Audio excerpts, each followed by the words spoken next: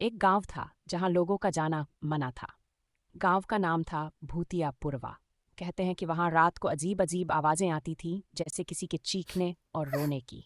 गांव के बुजुर्गों का कहना था कि वहां सालों पहले एक बड़ा हादसा हुआ था, जिसमें पूरे गांव के लोग मारे गए थे। अजय और उसके दोस्त, जो दूसरे गांव में रहते थे, ने सुना कि भूतियापुरवा में रात को कुछ अदृश्य ताकतें घूमती हैं। अजय को यह सुनकर काफी रोमांच महसूस हुआ। एक रात वह और उसके 3 दोस्त हिम्मत करके उस गांव में जाने का फैसला करते हैं।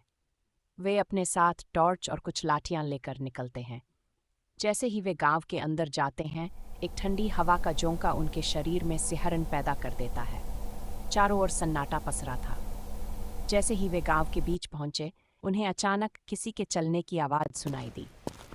सबने इधर उधर देखा, लेकिन वहां कोई नहीं था।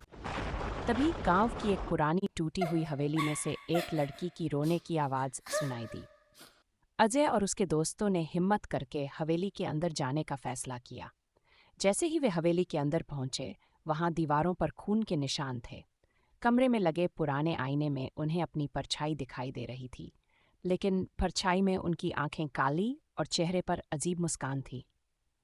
अचानक आईने से एक साया निकला और उनके चारों ओर घूमने लगा। वह भूतनी थी जो इस गांव में भटक रही थी। डर के मारे सभी दोस्त चीखते हुए बाहर की ओर भागे। उन्होंने जैसे तैसे गांव से बाहर निकलकर अपनी जान बचाई। उस दिन के बाद किसी ने भी भूतियापुरवा का नाम लेने की हिम्मत नहीं की।